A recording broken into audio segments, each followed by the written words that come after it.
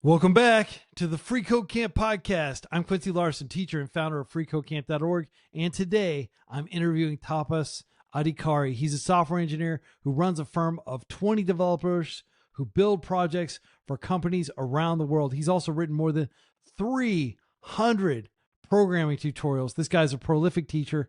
Before we get to him, some quick community news. FreeCodeCamp just published a new Python data structures and algorithms course that will help you understand key dynamic programming patterns. These approaches come up all the time in technical interviews. You'll learn constant transition, the grid pattern, two sequences, interval DP, non-constant transition, knapsack-like problems, and more. This is a 2-hour course on the FreeCodeCamp YouTube channel. Check it out after you finish listening to this podcast. And if you're interested in building projects on top of large language models, FreeCodeCamp just published a Python course on Retrieval Augmented Generation, RAG. You may have heard that acronym. You'll also learn how to turn documents into embeddings, then store them in vector databases. The course will also walk you through building your own Model Context Protocol MCP server. This is a 2-hour course on the FreeCodeCamp YouTube channel that we just published. And learn how execution context works in JavaScript.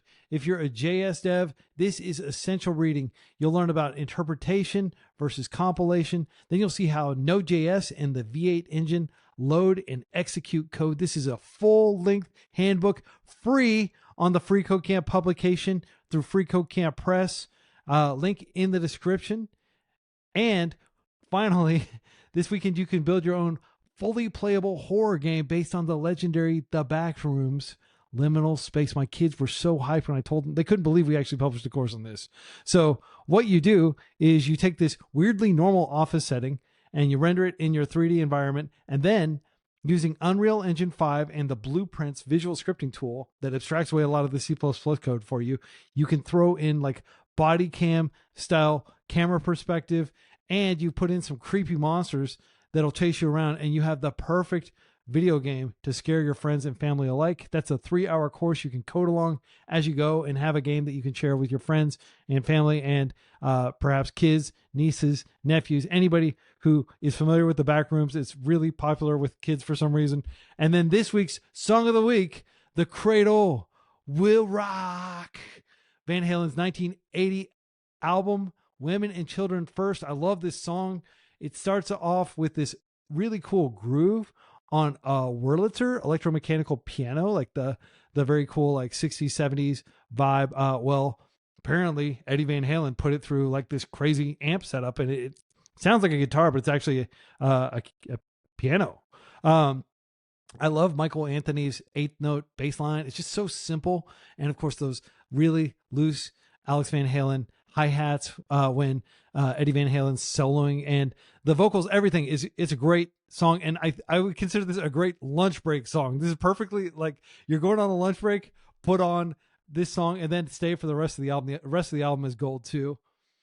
Support for this podcast comes from the 10,338 kind folks who donate to our charity each month. Join them and support our mission at donate.freecodecamp.org. You can also get an awesome Free Code Camp shirt at shop.freecodecamp.org. This shirt that I'm rocking right now, tri-blend, perfect fit. I've washed it so many times and it just retains its shape and elasticity. It's a great shirt, manually screen printed in Virginia by Rafael, who runs Free Code Camp Spanish podcast and also runs a screen printing company. So it's $20 total, including shipping anywhere in the U.S. If you're outside the U.S., unfortunately, you're going to have to just take the assets from our repo and print your own shirt. We're not shipping internationally right now. And today's interview, Tapas Adhikary, prolific Free Code Camp contributor. He's an engineer who runs a firm of 20 developers. They build projects for companies all around the world. He's a prolific teacher, having written 300 programming tutorials over the years, including 47 that Free Code Camp has published. He also publishes full-length courses on this YouTube channel.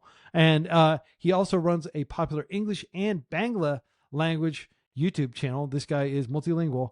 And we're going to talk about the changing nature of software engineering. We're going to talk about building your own fully remote software development firm and landing clients abroad. He's got actionable advice for this. This is not a pipe dream. You can do this. And lessons from mentoring more than 500 developers over the years. Tapas Adhikari, welcome to the Free Code Camp podcast. Thanks a lot, Quincy. It's my pleasure being here. Yeah, we're hyped to finally have you on. You're somebody whom I've been watching and admiring, and of course, deeply appreciating your many contributions to the Free Code Camp community through the 47 tutorials you've published over the years and several full-length video courses on the YouTube channel.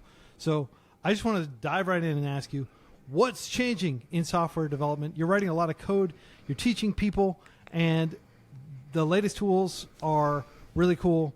How are the tools changing? How is the process of writing software changing in the light of all these new tools and LLM tools especially?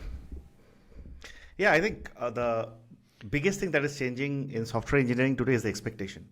And this is changing top down.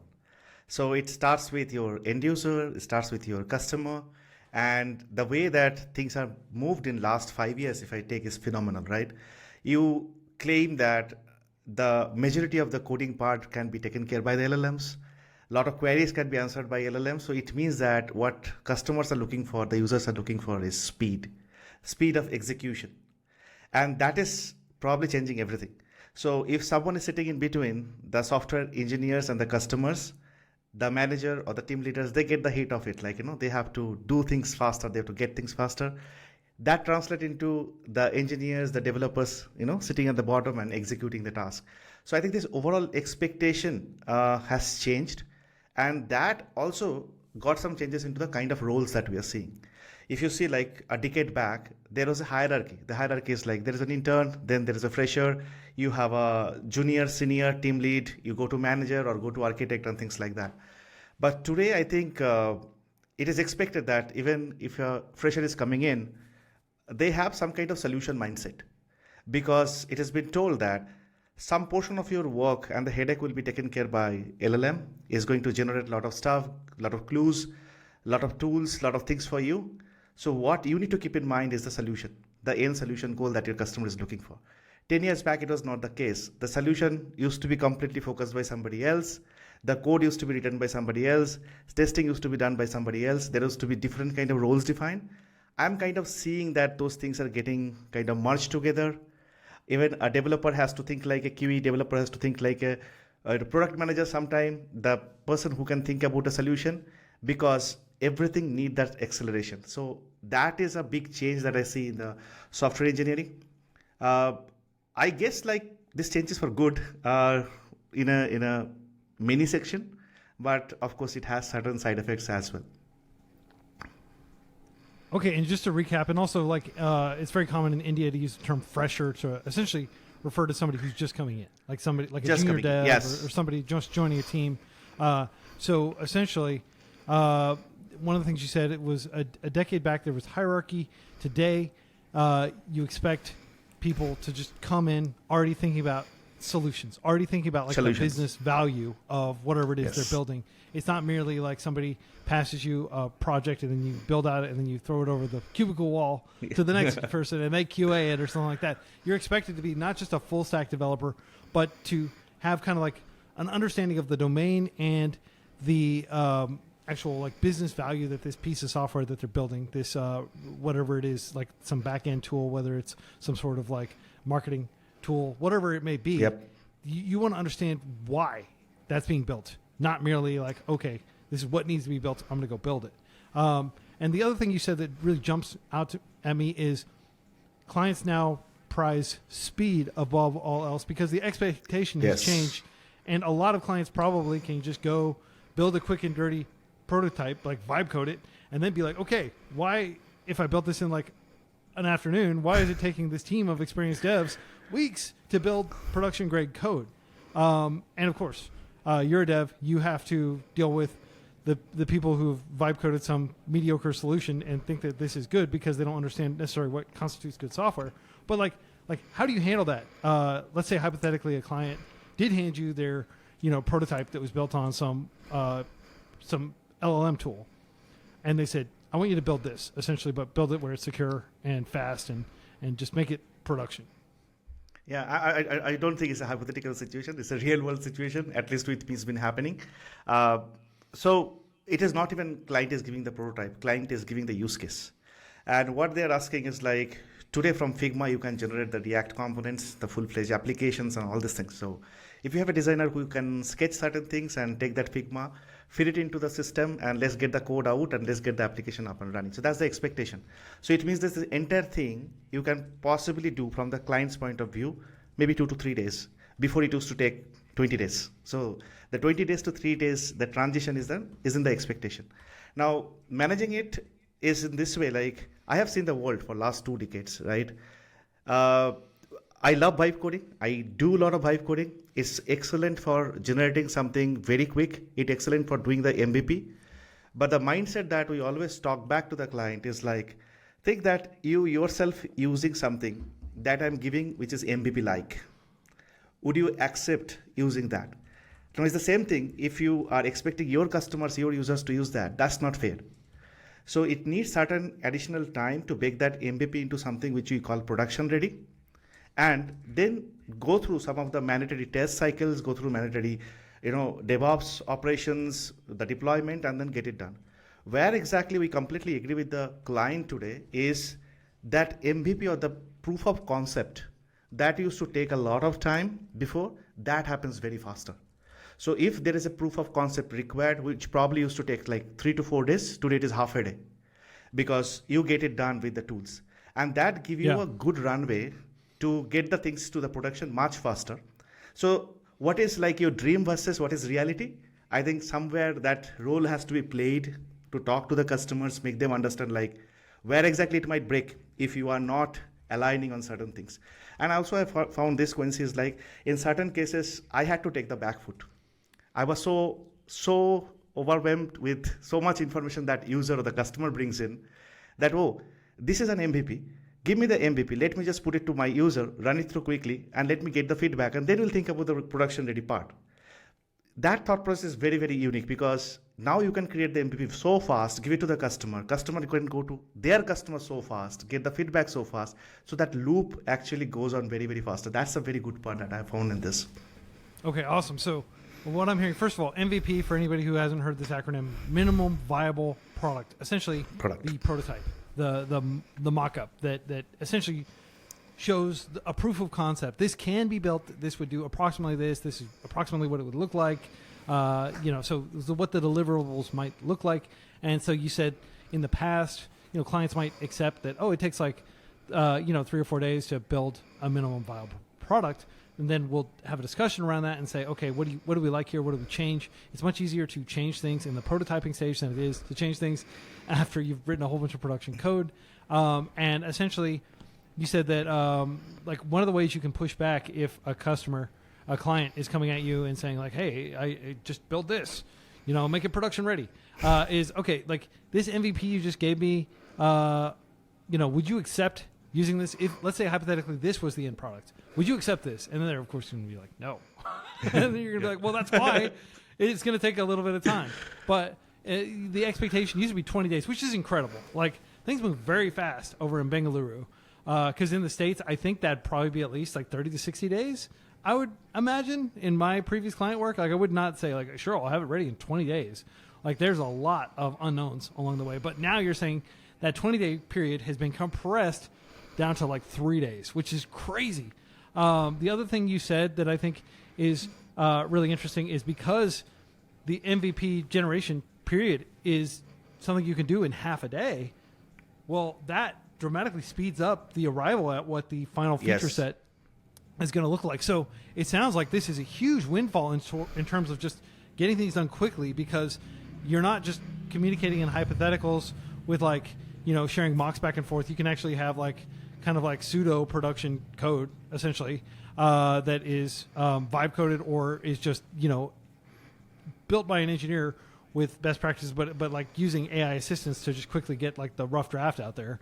So one of the roles of you dealing with these customers is talk to your customers and make them understand where a quick and dirty solution might break and the realities of, production, quality assurance, the DevOps associated with deploying things so that they get that 4.9, 6.9 uptime, all that.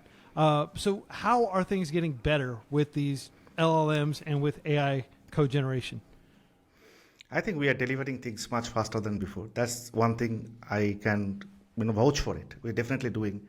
And second thing is like, uh, the difference between a junior and senior is very relative. Over the years, we always try to measure it by number of years of experience. I don't go by that. So for me, probably a 2 years experienced person who has dramatically good fundamentals, maybe because of the college or the background or whatever it is, versus a 5 years experienced software developer who doesn't have much of the fundamentals. I would prefer to go with that 2 years experienced developer, right? So that is the thing that I'm telling a common scenario. Now today what happened, that gap is breached much, much farther because of these tools. So again, I'm calling the term fresher or the new entry junior, who is very AI minded, can use the AI tools with its fullest capabilities, know how to play with prompts, know how to get the things done with those. They will be much, much productive than someone who has still not adopted it, but like 8 years experience. So what happened? The best part, what happened today is like my recruitment, my hiring strategy, to whom I have to go for, the cost for the hiring, everything is kind of changed. And it's changed a little bit in a good way because I'm investing a lot on tooling in my company. And my hiring process and the cost for the hiring is probably come down drastically because I don't have to really hire a super senior today. I have to hire someone who knows to use this tool, can have that mindset that once the tool gives it, how to do the baking on top of that, and probably then a senior can come into picture, join the game, bake it, and then put it into production. So speed is one thing, the execution is another thing, and then bridging the gap between a junior and senior today is something that's remarkably changed the world, the whole landscape, like how you look into hiring, how you get the talent from market. So those are the good things that I see as a person who serve a lot of clients, create jobs. Other side of it, if I see, is like as a developer, because that is also a hat that I wear. As a teacher, that is also the hat that I wear. It helped dramatically in terms of, I would say, for me to be on the right skill. I have spent a lot of time, Quincy, in doing fundamentals. Crazy. I love fundamentals and I kind of preach for it. I talk for it. Some people really find me very bored talking about fundamentals. But right now, what the advantage that I see, that the amount of time I spent doing the fundamentals, on top of that, if I have to create anything, learn anything, the amount of speed that I get because of, say, ChatGPT, Claude, and everything, generating the code, maybe doing something on the content side of it, is phenomenal. And as it is kind of giving me that code, as it is giving me the end thing that I'm looking for, I can do my own judgment whether it is giving me the right thing or not. I can again go back to the tool and ask for the right set of questions or right set of prompt to make sure that it is giving me the right thing because I have that fundamental. So that way also it is helping me a lot. This LLM and other stuff is kind of giving me an extra speed, I would say, boost to get my things done very, very quickly. You've got boost power. Okay, so one of the things that you said there, sorry, there's a obligatory F-Zero reference. Shout out to F-Zero for being a great racing game. Hopefully there will be a new one. So what I was going to say here is, you said, I don't really care how much experience you have. I care what you can do. And somebody who has 2 years of experience but knows how to use these contemporary tools. So they have the fundamentals. Maybe they have a CS degree, or they've gone through freeCodeCamp's full stack development curriculum and gotten the fundamentals from that, and also maybe watched like Harvard CS50, David Malin course, and a few other courses to make sure they've shored up their theoretical knowledge of like how these systems work. But assuming they have that, a 2-year experience dev can essentially accomplish a lot, it sounds like. And then you want the extremely senior person to step in and like supervise and also make more architectural decisions and to maybe just correct maybe the worst tendencies of somebody who doesn't necessarily know as much. Like they find the red flags and stuff like that. So to some extent, like at least the way I'm interpreting what you just said, your ideal team, should somebody be trying to build a consultancy, would be go hire a bunch of people that have like 1 or 2 years of experience, and make sure you also hire some people that have a ton of experience, or you yourself have a ton of experience, and then you manage those people that have 1 or 2 years experience. Like you've got 20 years of experience doing software development and working with all kinds of different tools. You've been places, you've seen things, right? So you can kind of like give context to the devs who are relatively new to the scene and don't know anything beyond like they've always had access to these LLMs. At least like they probably started coming online during the end of their university time or during the end of their teaching themselves programming time, right? So yeah, absolutely. They're kind of like AI native. I'm sorry, that's such a cringy like marketing type term, but essentially that they're native to these LLM tools. Absolutely, and it is. I'm not telling that you don't need seniors, because we have, I think, 40% of the folks who are in the senior category. If I say like 6+ is the seniority that I'm seeing in the software industry, I have like 40% of the folks who are in that category. They are very much needed, but at the same time, what we have to think, their workload on them has also been reduced, because a lot of this work are done by the juniors, and then these seniors, they work like a guardrails. They ensure that they do right code reviews. Whatever is going to the end customer, the user is really great, quality-wise, everything, right? They are taking care of. They're maintaining this next set of people to kind of come up. So yeah, it's a combination of things, but definitely things have improved because of this. Yeah, so we've talked about how they've improved. We've talked about the good aspects of AI code gen and LLM powered tools. But in what ways is software development getting worse as a result of these tools that you've observed, both the actual building of projects and dealing with clients and communicating with clients?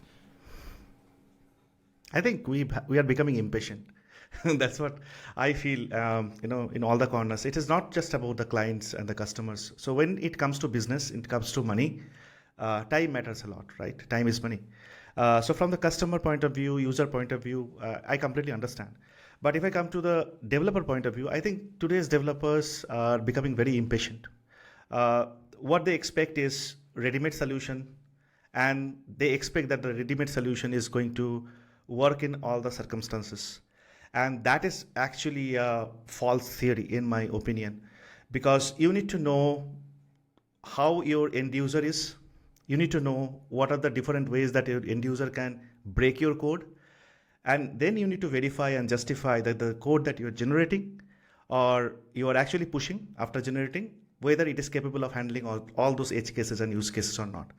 I think this is a huge gap that I identify, and this is happening because there is a huge amount of confidence of individuals on these LLMs. Of course, LLMs are improving day by day. Maybe if you and me talk after 2 years, we'll be talking different scenario. But today, there are still chances that what you get, you need to prove that it works really on the edge cases that your customers are sitting on.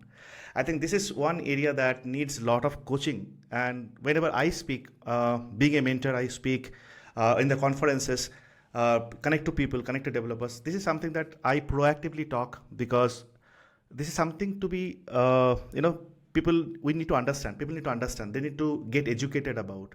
Like, it is not always about getting the work done. The end thing is like you get the work done with the satisfaction, and that's not your satisfaction. It's the satisfaction from the other end. It's from the customers and the users. I think people are getting done from their satisfaction, that is generating the code. My build is passed. My positive cases are running very well. I'm seeing the UI. I'm seeing the backend running. Everything is fine. But I push it. My users start using it, and with the first interaction, second interaction, something boom, broke it, because I've not taken care of that edge case and use case. That's something that I find is a gap to be bridged.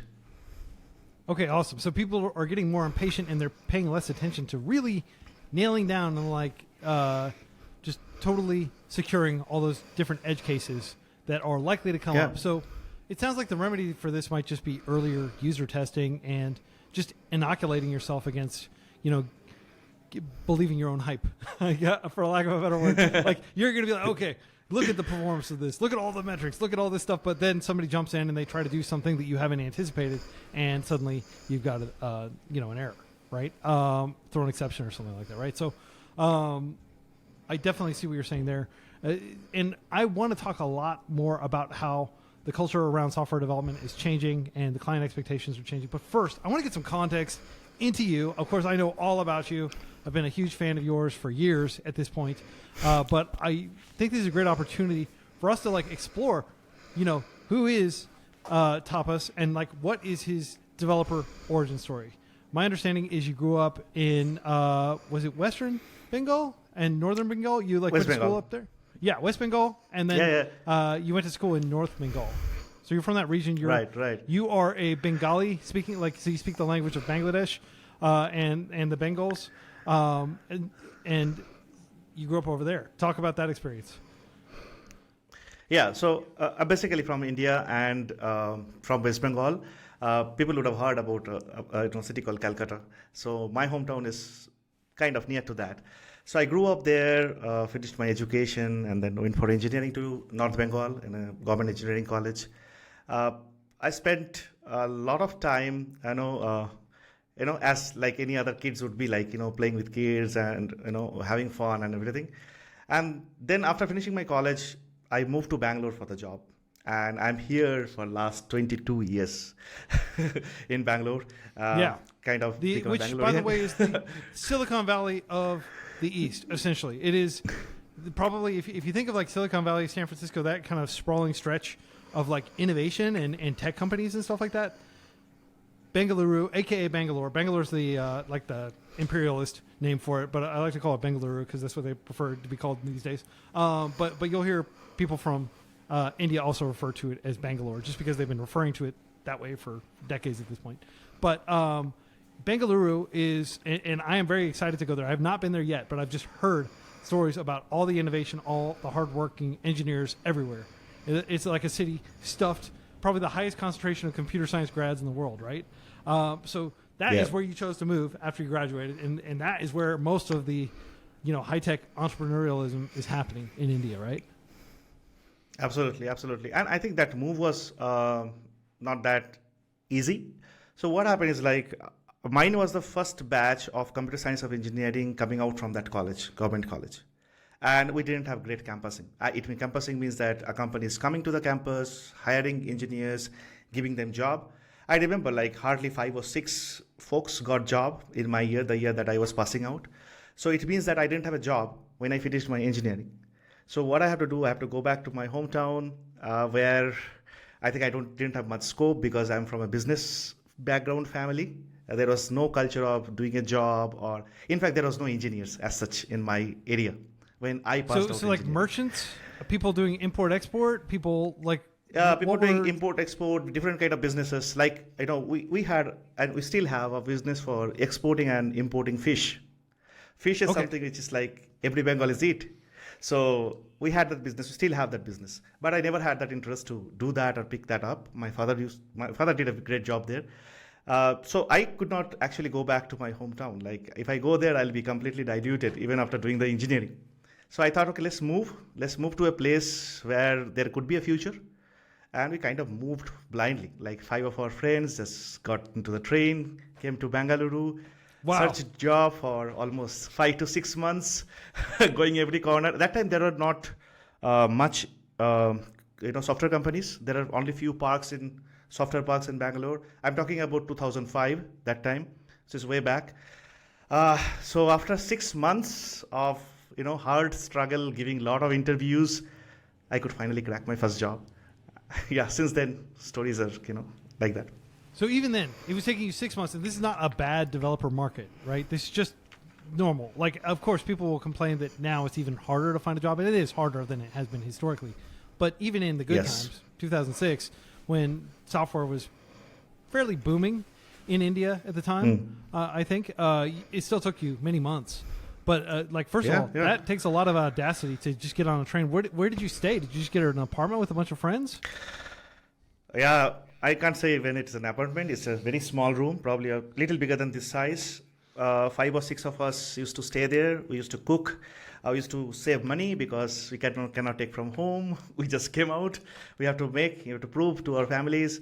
Yeah, that's the way. Some of us, got early, like in a couple of months. Few in 3 to 4 months. I got it like 5 to 6 months. So like that, everyone got job, eventually.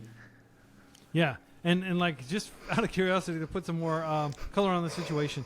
So in the U.S., the common I guess meme is you move out to San Francisco, which I did, and then you just eat a bunch of ramen. Now I say to my friends, couch, and there was like 7-Eleven pizza, and it was the worst pizza. I'm sorry, don't eat this pizza. Sorry, 7-Eleven. I actually like the 7-Eleven chain, but their pizza is terrible. But it was so cheap. You get like an entire pizza for $6, and that's like 2 meals basically. And so I'd just stay up there and I'd eat a few slices, and I'd leave the box there. And the dinner time comes around, I'd eat another slice or two. But like what type of things were you cooking? Like, what were you sleeping on? Did you have like mats that you were sleeping on?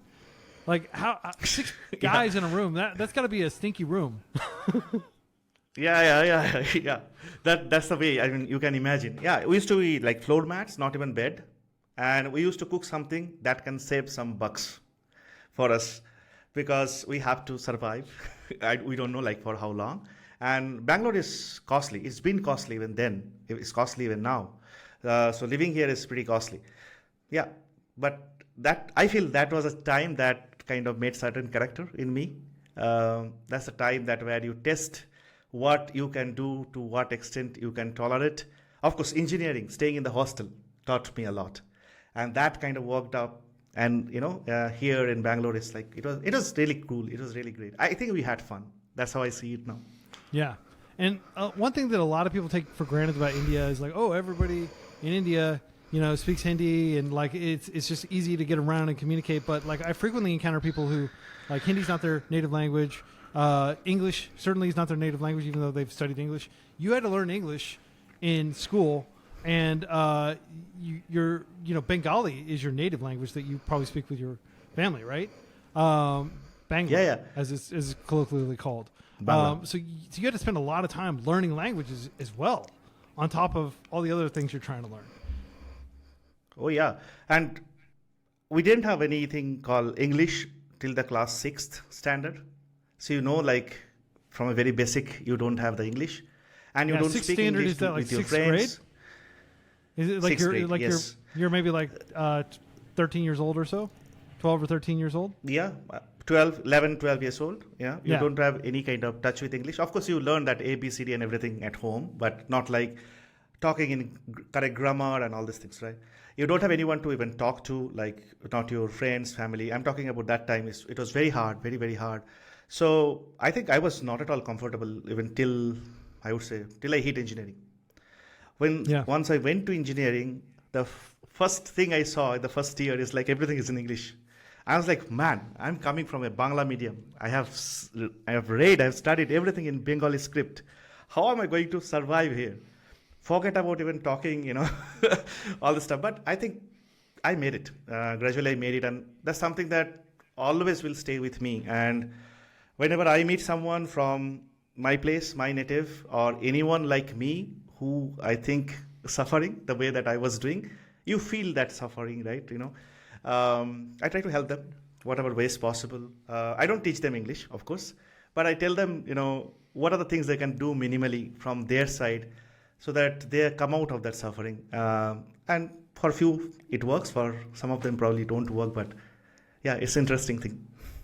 Yeah, and I want to talk about how you made it. So this is just an open-ended question, but like, you have access to this community of devs. There's lots of people. You have your friends. They're getting jobs. Yep. So you've already got this network from your classmates that came over and stayed in this tiny room, slept on the floor, six people to a small room, and like cooked cheap meals, like and just spent all day, every day, searching for jobs. Like, so you've gone through this process, this rite of passage. People who alongside you are kind of your brothers in arms and sisters in arms, so to speak, who've also had to make this rite of passage from like a smaller part, like I guess smaller and less like economically prosperous part of India to like the big city. Like it's the equivalent of like people in the U.S. moving from Kansas to New York City. Like, I'm going to go try to make it in New York City. Essentially is what you did. And you did it. What did you do to succeed is what I want to know. How did you do it? What were you using community? What were your tactics for applying for jobs? Granted, this was 2006, so I know a lot of this stuff has changed. But what did you do then? And then think about that in the context of what you would do now if you were just getting onto the job market in 2026. Wow, that will be really hard, I guess. So it was 2005. So I think that competition was not that huge that point in time. But what I did is basically I tried to gradually improve myself. There were times that I could not clear even technical rounds, for first couple of months. Then I figured out like, where is the problem? What exactly going on? Forget about, communicating in English and making someone understand how stack or, some other data structure works. I kind of miserably failed there. Then once I picked up on technical round, I was failing on the HR round. Consecutively on the HR round, I was not knowing like what's going wrong with that.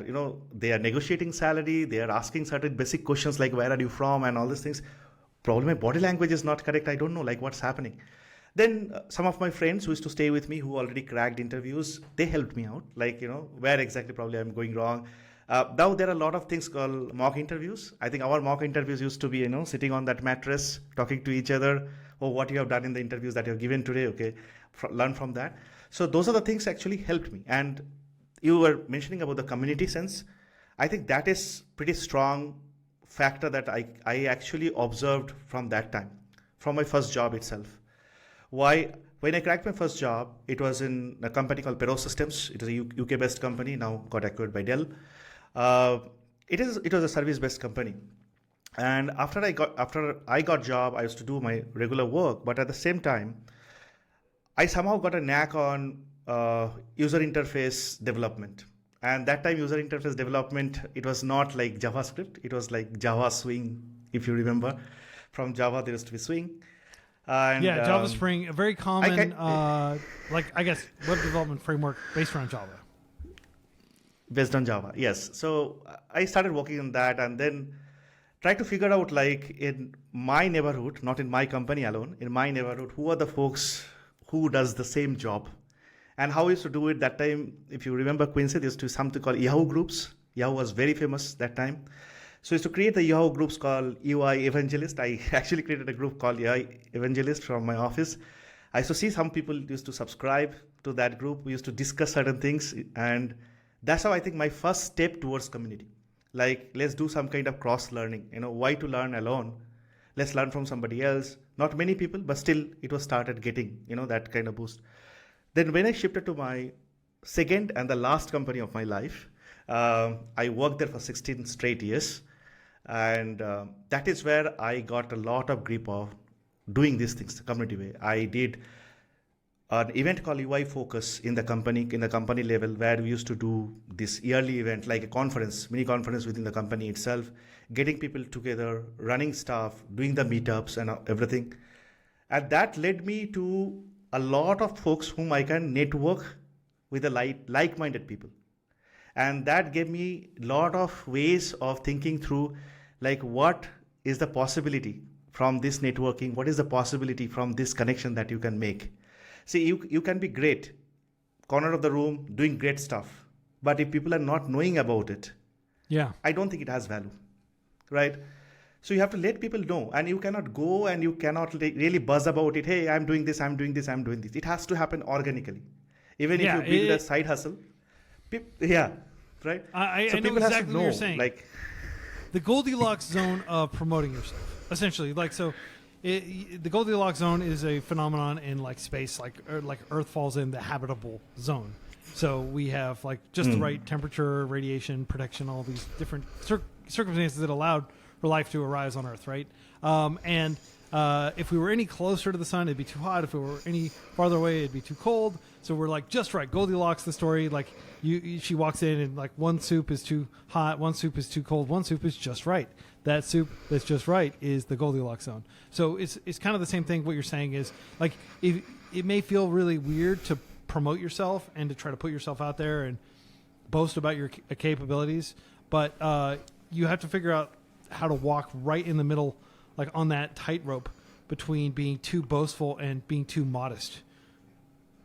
Is that kind of what you're saying? Yeah, and that's what exactly. And that's where I think talking to people, having this kind of network, of course, staying in Bangalore helped me a lot in that case, because there are a lot of like-minded around me. I can actually talk to, get advice from, give suggestions to, and build that things done. So I would say that from this 2005, today's 2026, I'm still a community man. I have a couple of communities. I think I have 3 communities right now. One is called React Play. It's an open source community I'm running in Bangalore. I have opened up React Kolkata. That's my native. so that I can boost some of the technical stuff, latest, greatest stuff over there. I have started another community called React Shiliguri, which is in the northern part of the Bengal. So these three communities I'm running right now. Awesome folks, working with me, working with other folks to do meetups, conferences, looking out like how people can get job opportunities, all this kind of stuff. So this gives me real kick. I think if you say that how did you make it or how did you made it, I think it happened organically. It happened without trying too much to make it. I just did probably the right thing about talking to right people, getting right mentors at the right time. Some of my managers, some of the leaders that I have worked with are phenomenal. The kind of messages that they have passed to me, I sincerely adopted that and I pass to the next generation that I mentor always. So those are the things kind of helped me. Even today, if I have a company, the thought of kind of doing that and kind of running it. And again, some of the things that I'm doing today in the company also, it is from community. The community helps indirectly probably to do with be it hiring. I have a lot of connections today that if I have to hire, I probably can go talk to the connections and see like who is ready, who is suitable. I can probably get them. So that's one of the advantages that I have today. Yeah, so it sounds like community has been a key advantage that you've used, like proactively building these communities, proactively putting yourself out there and leveraging community that already exists. And that has been like one of your, I guess, kind of unfair advantages as you go out there and try to establish yourself as a dev. One of the observations I have, you said you stayed at your second employer for like 16 years. How long? 13 years? 16 years? Yes. Yeah. Okay, so I joined in 2007. Yeah, it's long time. I joined in 2007, this second company. It was to be called Novel Software. I'm not sure if you heard about the operating system called NetWare. Once they were a competitor of Microsoft Windows. So that's the company. Yeah, it's a product company. It's an awesome company to work with. So I joined that company and I came out from that in 2023. And by that time, Novel was acquired by 4 other companies. So, but I stayed in the same stream of company, almost like similar kind of people. So, yeah. So, what would you say to somebody who is like, you have to change jobs frequently to keep moving up and keep getting promoted? Like, there's conventional wisdom among people that the way you maximize your earnings is every 2 years you change jobs. And you should always, you should never stop applying. Even if you've got a stable job, you should keep applying and stuff like that. That clearly wasn't your strategy. But what do you think about that strategy? I don't find anything wrong with that. It's a pure personal choice that if somebody is making, if a switch can give them any benefit, I think they should do it. The only thing that I didn't choose to do it because not of the fact that I was in too much of comfort zone, but I was getting what I was actually aiming for. It had a wonderful culture. The company had a very good culture. The folks that you work with, you feel like working with. I was just talking about the mentorship. How many companies actually look into mentorship so positively? I mean, you always have a manager-reported relationship, a lead senior-junior relationship, but a mentor and mentee relationship is entirely different, right? You think about your mentee in a completely different way than a manager is probably looking into, is sporty. So how you play that coaching role, I have seen all these things in that company to start with. And I don't know like how and when I spent first 5 years in that company. It just flew because I was probably enjoying too much, learning a lot of stuff, getting things done very quickly, getting recognition for the work. So all these things kind of was happening very, very fast. And then suddenly I got promoted to manager. It was quite early in my career, I would say, because that also engineering manager. I mean, where do you manage project from the delivery perspective, also people. And managing people is not easy. Sometimes you have to manage like 15 folks, 16 folks in a team, sometimes 25 folks in a team. And it's not easy. So there is a different kind of challenge that you deal with. Like how do you get the best out of your team? What do you do as a manager? I mean, how do you differentiate between you as a manager versus a coach versus a person who is looking up to the delivery from the team? At the same time, want to get the best out of it and don't want to, make the team very dissatisfied with your micromanagement and all these things. So there are a huge amount of learning that I felt like my company is giving. At the same time, I was happy with the pay and all these things. So money is important for me, for everyone, like everyone. But people will I deny believe that, in a but it is principle is important. like, Yeah, it is important. I also feel it's that. important But that you have enough. What you have beyond enough is yes, up to you. How much yes, you want to sacrifice to get even yeah. more. And different people care more I was about than to say others. the same thing. But I think it is important that we acknowledge, like having enough money is critically important. And yeah, but you had enough money essentially. I had enough money. I have earned enough money from that company. I was never kind of feeling low in terms of like, oh, I'm not doing it. I have to probably jump because I have to earn more money. And I was quite happy with what I was getting, be it promotion, be it going up the ladder, recognition, money wise, bonus, and everything. It was kind of cool. Like that's the reason I probably spent 16 years without even noticing, like at least first 14 years, like how it went by. It is just the last 2 years when somewhere back of my mind I was thinking like, what next? Yeah. Yeah. So that was the time that probably my next step was in my mind. Yeah, interesting. So that 2 years you had this idea like, what's next? And of course, what was next was ultimately Creoviss, which is creating wisdom. It's a short form of that. Your developer firm, which is essentially a consultancy of 20 developers that you lead, along with your two co-founders. And let's talk about the composition of that team real quick. So you have almost all of them have a CS degree. I think you have all of them are based in India except for one who's in Malaysia. And like a good way to describe it would be you've got 8 clients around the globe currently. So a lot of international clients. And I guess what inspired you to create your own firm instead of just continuing to rise in the ranks at other people's companies? Yeah, I actually creating the farm was not a very conscious decision when I was in the industry when I was working. So it was about 2021 when I was thinking like, okay, I'm probably getting saturated in a sense. I'm doing a lot of good work, but at the same time, I want to teach. I want to teach people. That was somewhere back of my mind. I had that aspiration. I will be a very happy person if I can go to my engineering college and I can teach. I used to think like that. But to do that, I have to sacrifice a lot of stuff. I'm earning a good money, and if I just leave it, at least in India, teacher they earn that much that a software developer earns in that career experience level.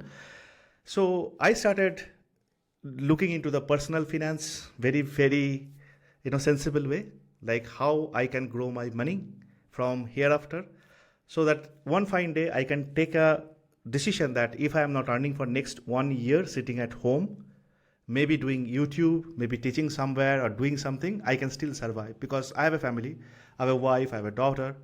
I had loans that time. I just was building my house and all those things, right? So it was a risky situation to think about even leaving the job. But I had to because I was getting a bit suffocated. So I was looking into personal finance. I spoke to one of my very close friend who was helping me with the personal finance. And then around 2023, I decided, okay, it's probably enough where I have a 6 months of runtime. I can go without any kind of earning. Let's do something. Let's resign. I resigned and came out. And I was thinking like what I'll be doing. In between, I joined a startup, was doing some amount of consultancy now and then. But mind was towards like doing YouTube, doing teaching. I opened YouTube. I started teaching very, very informally over there. Then what happened? One of my colleague who also worked with me in the same organization for 10 years, a complete decade, he also showed similar kind of indication, like, he wants to come out, he wants to do something. Then I knew like the person having a lot of experience at his back, and I also have a lot of experience. So why don't we give a try? Like, why don't we, you and me both together, try to do something? But what we'll do, where is the client, where is the project? No idea about it. There is no Creoviss that time at all. So one of the friend who helped me with the personal finance, we told like, boss, why are you having so many things in your mind and in your diary? Why don't you make an application? So you have earned enough from us. You can actually pay back something and let us see like how we can actually build this. So he was my first customer. And when we built that, I hired someone from LinkedIn, me and that person came out, we two co-founders and this third person from LinkedIn. We worked together and build an application for that guy. That's my first delivery, and that's when we formed Creoviss. Awesome. And so it was a after running it client for some that you already time- knew. It was somebody that was already Yeah, client in I your already circle, and that is the person that gave you a chance. Like, hey, build this for me, and I'll pay you. Exactly. And that's why I think that connection is very important. Even that person who helped me with the personal finance is really not from the financial background. He is also a software developer. He came from the software development background. It's kind of a similar kind of circle, but very knowledgeable about the finance. Now, then we started thinking, okay, we delivered it. We have potential. Let's grow it. But how to grow it, we don't know. How it helped is like, again, the connection in LinkedIn. I found my second customer from LinkedIn. And that customer, how it came, you won't believe, Quincy, is like one of my client's employee found out one of my YouTube video on React, pinged me and asked me, can you work for us to build this particular application that we are trying to build from ground up? We have the APIs and the backend stuff. I want to build the UI part of it. So I told, I don't work as an individual anymore. I have a company now. I didn't say that it's like 2 or 3 members company. I have a company now. If you give me the work, I'll build it. So we spoke. He trusted me. He told, okay, this is how we can actually get started. Maybe initially it will be like 2 pages app, and then it will kind of grow and it will grow. Then I looked back my circle. I know in the community like whom to hire for. I hired a couple of folks like required for this React knowledge and everything, whom I can guide. My co-founder from the UX background, he can design. We started delivering to that customer, and touch wood, they're still our customer. The application grown. There are so many people working now right now in that project. So yeah, that's why I say that the community, the connection is help. It helps sometimes, it helps a lot. So to recap, essentially, this person found you through your tutorials. And tutorials are an excellent way to demonstrate your knowledge and understanding of concepts and tools. Yeah. They were like, let's ask Tapas. Maybe he knows. And then you were like, sure, I can build this. And then you helped essentially delegate the building of that to your staff, and you've got a client just from that one warm referral, essentially. And so this is a long-term client. You all have, I think you mentioned you had like 8 clients currently, and they're all around the globe. And like, Yes. Is that how you've gotten most of these? Like, just discover it, like knowing who you are because you're a known quantity. You're pretty prominent on freeCodeCamp, on freeCodeCamp's YouTube and freeCodeCamp's publication. You're also very prominent on. You have your own personal web presence, which everybody should do. Everybody listening to this, buy your own domain, build your own website, own part of the web for yourself. Don't just rely on platforms. But what you did is, like, because you're a known quantity out there, you're a prominent person in the community, especially the Bangla-speaking community. With your Bangla channel, you also have an English channel. Do you get a lot of people who just reach out to you because you're known? And does that lead to a lot of these client relationships? Is that the norm? It happens with 2 or 3. The first one was a friend. Second one came through YouTube. Third one, again, unique story. I used to write articles for a company, and it used to be paid articles. They used to pay me for writing articles. And when I formed the company, my firm, one day I was talking to the person who owns that company. It's again a startup. And I told that, I'm getting very busy because nowadays I'm not able to focus on writing because I'm very much focusing on my startup. What is the startup about? I told, right now it's a software farm. We have the capability of building so and so things. Then he told that I have a small project. Will you do it? I told, yes, I'll do it. Now the trust got established because I wrote a lot of articles. They still on their blog, they have my articles. We delivered that and we built a relationship. And now he knows me in a different way, that apart from a content creator, he also runs a company who can deliver good work. He is also with us even till date. Though the work volume may not be very huge, but still the relationship goes on. So it's a German client. So this first 2 or 3, I would say that I was probably lucky, or probably I did something good in terms of building these connections, true connections. This is one thing that I want to call out as it is coming in my mind. See, if you're on social media to social media today, just don't try to gain followers. That is not going to take you anywhere. Maximum what you will do, you will earn certain gigs. Like you have 100K, 200K followers, someone will come, pay you certain dollars for forwarding and posting certain, tweets or post or something like that. That is not long lived. Okay. Yeah. What yeah, is long lived not sustainable is like you're building kind some of true connections. Yes. Yeah. It's I was not just going to say real quick build before some we true get into connections. this, true connections, but that process of like, oh, I'm an influencer now, and like you're essentially kind of like recouping your invested time and energy building up that audience. Your audience is going to become desensitized the fifth time you tell them to buy this new mattress or something like that, right? They're just going to be like, oh, he's hawking the mattress again. And FreeCodeCamp has never done that sort of thing. We do work with organizations like Google gave us some grants that we used to develop courses around Gemini, for example. So, and we clearly labeled those. This is made possible by a grant from Google. But to actually use your social media in that way, I think people misunderstand the utility of social media. I think a huge part of the utility of social media is they look up Tapas and they look at your Twitter, they look at your LinkedIn, and they see thousands of followers. And they're like, okay, that is a proof of concept. Like that is a proof point that this person is legit, that they are respected by their peers. They're not a unknown quantity. I think that's a huge part of social media. But what you're saying is it's not about cultivating sheer quantity of people that are following you and stuff. It's about the specific people, the quality of those people that you're connecting with on LinkedIn and things like that. Am I understanding you correctly? Yes, absolutely right. Now, if you are someone who has already grown by having a lot of followers and you are an influencer, you are successful, great. But my message to someone who is looking into that influencer and then spending a lot of energy to gain that amount of followers and may not be able to do it because of so and so reason, feeling very heartbroken and probably wasted a lot of time.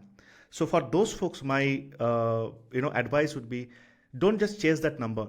Chase some quality connections whom you can actually grow indirectly, directly. In turn, that person also will make you grow indirectly or directly. And this happens. I can vouch for it. Now, how to build it, how to do it, probably I need to write a handbook, Quincy, someday on freeCodeCamp, on the networking, my view of networking. But to make the story short, I would say is like, get someone in your network who really value your work, irrespective of who you are. And at the same time, show that you value for their work, you value for the things that they are doing. You be very honest in terms of giving feedback. You be very honest in terms of getting feedback, right? If you have such kind of people around you, even if it is just handful, I think it's a good start because you will be growing. It's a snowball effect. That's what we say, right? You keep growing, you keep growing, you keep growing. And one day you will find like, it will take years, but one day you will find like you are around such a beautiful people, such a great folks who really care about you. And at the same time, you also care about them. So I think that exactly happened with me initially with Creoviss. But after that, of course, we kind of proven the work that we were doing. We were pitching to a lot of our customers. Many cases, it didn't happen because of some reason. Some cases, it happened. And that's how we kind of keep growing so far. So far, we have like 8 customers.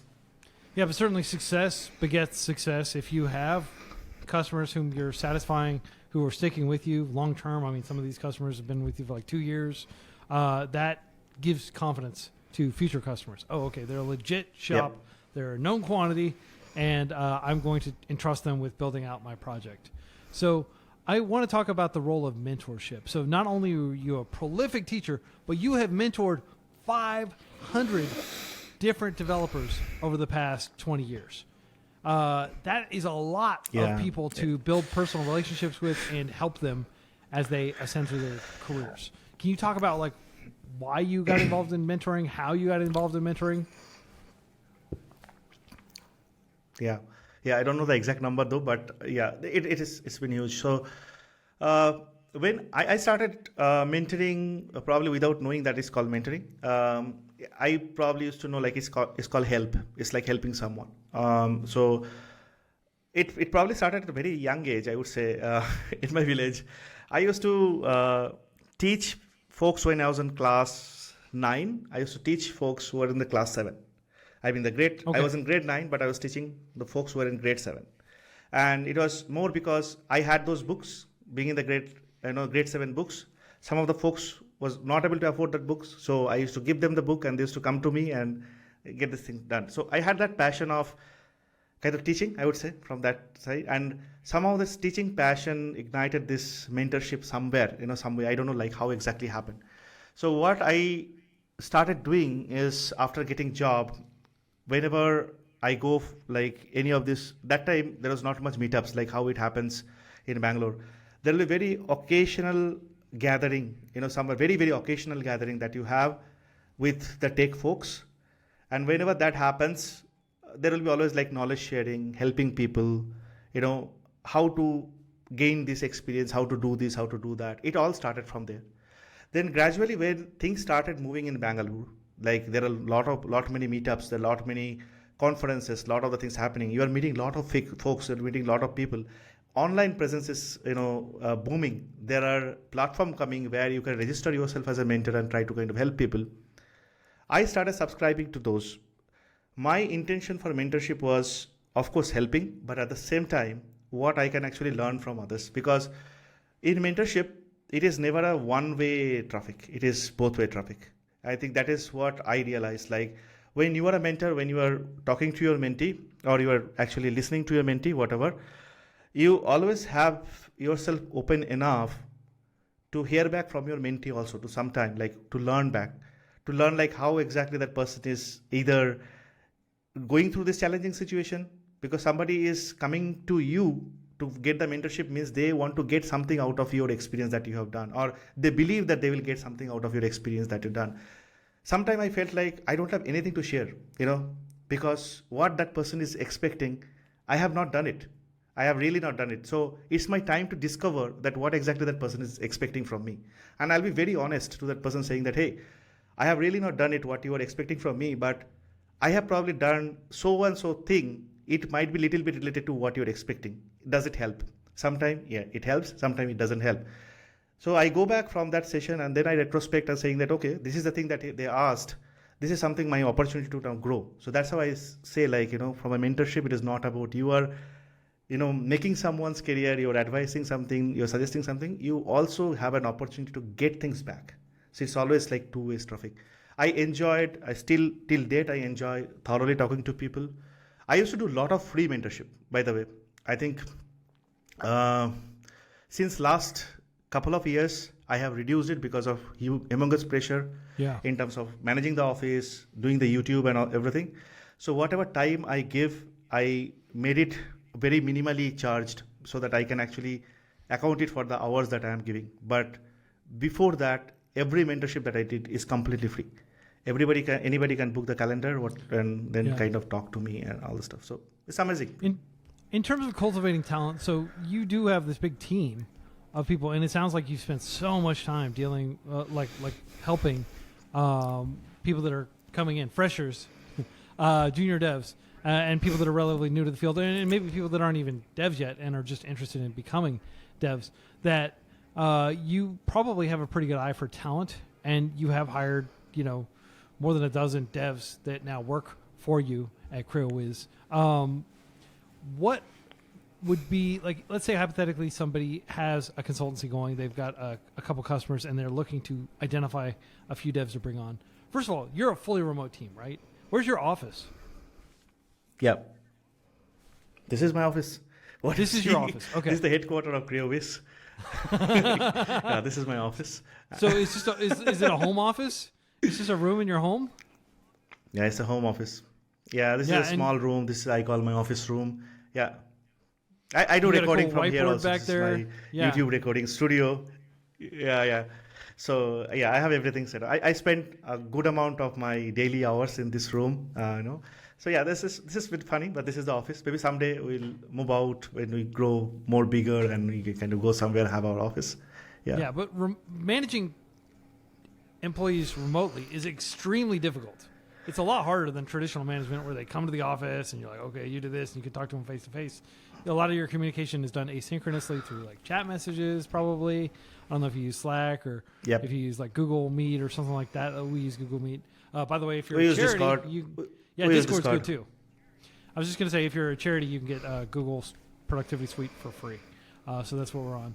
But one of the things that I want to know is, like, how do you identify talent And how do you know, like, okay, of all the devs, India has millions of people who have computer science degrees, right? It's like the developer capital of the world, basically, in terms of the sheer volume of people who know how to get things done with technology. And of all the people you could choose, like, how did you identify those people, those chosen few that actually joined the Creoviss team, and then advice you'd have for somebody who's similarly building their own software development firm, like trying to find, a dev to work remotely for them? Yeah, what I believe is like your initial set of employees are very important for a startup, for a company like us. You have to kind of handpick them. So we are three founders. So we started with two of us and then one more founder who also spent almost 10 years together. So we all three are from the same company, left almost similar time, and then formed Creoviss. So our ideology, somehow, it matches. And one of the interesting factor is my other two co-founders used to report to me. I was their manager when I was in the MNC. So anyway, we had a good relationship. So first few employees that we wanted to have, we handpicked them. Either I was their mentor. This could be one of the factors. So I know them very well. Okay, one or two folks. Second is like what I look for, that hunger. It's not the hunger of like I have to work 23 hours out of 24 hours work. It's the hunger of how can I grow? If I am joining you, what is that? What are the things that you're giving me so that I can see that I can grow? So I want everyone to ask, not to Creoviss alone, but anywhere that you want to kind of work, ask the hiring manager or whoever, like, what are you giving me in this company so that I can grow? And that answer that you get should be very convincing to you. And it should not be only money. There should be more than other things that should be convincing to you that that here this is the company where you can grow, right? So I think first few set, like first 3 or 4 employees that we had, most of them are still there with Creoviss. Nobody left so far. They probably were convincing. They probably were convinced with the answer that we could give. The founders could give, like how they can grow if they stay back with Creoviss for a long term. And those are the folks got the next set of people through their references. And I believe the references works wonderfully. Because if someone is working with me for last 1.5 years, have seen all the good, bad, ugly of me and my company, if that person is staying and the person is going to bring somebody, if I'm telling that, I need a UI dev, can you find it? Do you have anybody in your circle? Somebody will get me 2 folks. Then I have an opportunity to interview those 2 and see like whether they are having the similar kind of mindset that I'm actually looking for. And that's how the hiring goes. So I believe in this networking. I believe in these references. Of course, we have also given like blanket on LinkedIn, like hey, we are hiring on X, we are hiring. We have got a lot of resumes and all these things. We have done the scrutiny of those. We have hired from those as well. But majority of our hiring happened through that first level of folks and then the references from them. Yeah, that's great. So it's a lot simpler if you just have referrals and you don't have to like do job postings and and again, you're getting known quantities that have already been pre-vetted by somebody who's on your team, whose judgment you trust. So that's great. And this lends credence to the advice I frequently give people is don't just go out and meet hiring managers and focus when you go to like the events and stuff, like who's the hiring managers here, who might have a job. Meet everybody, because a lot of times you're going to get a referral from a peer who's on your level. Like they're not like some super duper senior engineer. They're just, an individual contributor working, and get to know them and make friends with them. And then when they get a job, they may be able to bring you along. That is a frequent pattern I've observed in tech. So one of the things that I want to just get to, because we're at an hour and I want to make sure that I get you back to your family. It's very late there in Bengaluru. Thank you for staying up late to talk with me. Is you recently published an entire book about how developers can get started in open source. And can you break that down and give some immediate advice for people who are students or who are learning to code as a second career who want to get involved in open source? Yeah, I published that handbook on freeCodeCamp. Yeah, you can always read about it. The motivation behind writing that book, I'll just want to quickly summarize, is there's a program called Hacktoberfest. Most of us know probably. There's a month of October. There is a huge encouragement from the community that, that's the time that you contribute to open source, you learn about the open source culture. But there is a thin line over there. They also say that after October also you must contribute to open source. It's not only for the October month, it's for November, December, for the entire life, right? So my motivation was, after first two Hacktoberfest stuff, I was seeing, after hosting as a maintainer multiple project, that people only come, they contribute in the month of October, and I don't know where they goes. I don't find them. There are open peers, there are open issues. It's very, very difficult to find them because they achieved their quota of like 4 peers merge and they vanished in October. So I felt it's a cultural problem. It's a mindset problem. So let me put certain things what I understand about open source by contributing to some of the open source stuff and maintaining, managing open source project. That's where I came up with this book. It's a pure cultural book. You can see like what is open source, how to contribute, what is your benefit, and etc. there and that. Now come to your question, like what someone should do about open source. I think they should first take out a lot of myths are around open source, in this world. Like if you do open source, you get a job. I consider that as a myth. It happens, but it doesn't happen most of the time. Like if you are contributing to open source, you don't have any guarantee that you will get a job. But what will happen is make your resume stronger. You probably one step ahead of another person, but still getting a job goes through your technical ability, how you are on that day, your soft skill, maybe a bit of luck. It could be many other factors that involve for you to getting job, not open source alone, right? So like that, there are multiple myths. I have written also those things in the book. You can read about it. You have to first very much clear yourself, your mind. And then you have to find out, of course, as a human, everyone looks for benefit. What is the benefit that you can get by getting into open source? What's your primary benefit? I think some of the benefits that I got eventually is one of the thing is the tech stack. When I was working, I was probably working on 1 or 2 technologies. And I was happy with what I was delivering, but the scope of working on something else was always diminished, right? I cannot go to my manager, hey, this project is in Angular, I want to use React. Give me a React project or change this technology to React. And being a manager, it was more hard, right? I cannot do that. So what I can do, I can probably go to like GitHub Explore, search all the public repository, just search for React as the tag. I have a bunch of public projects which are like React based, even React itself. I found out some of them with high star, having good README, maybe a community associated with it which can help. You can find out all these things from the README itself. Looks like this is a project where I can get an opportunity to experience React. I go there, try to figure out, is there a good first issue? The good first issue are the things that a maintainer tag the issues, the one who are beginners can pick up and easily contribute to.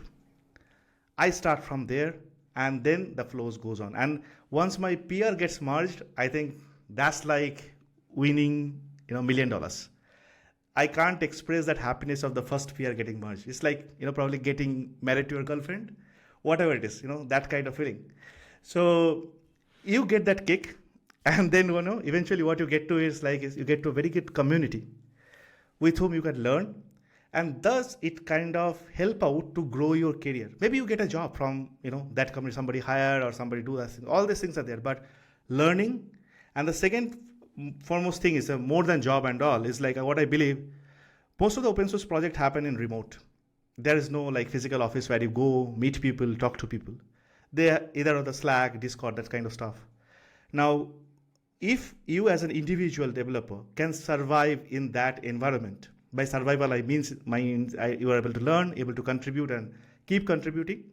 I think you have that potential to survive anywhere, in any team in the world today, right? Because you are already working with people who are very unknown to you. Maybe some folks are not like in the sync of your mindset. You're still working with them. You're contributing. You're breaking those, hard nuts. You're learning stuff. Now you are with that mental model to work with any situation. That's what I figured out. Yeah.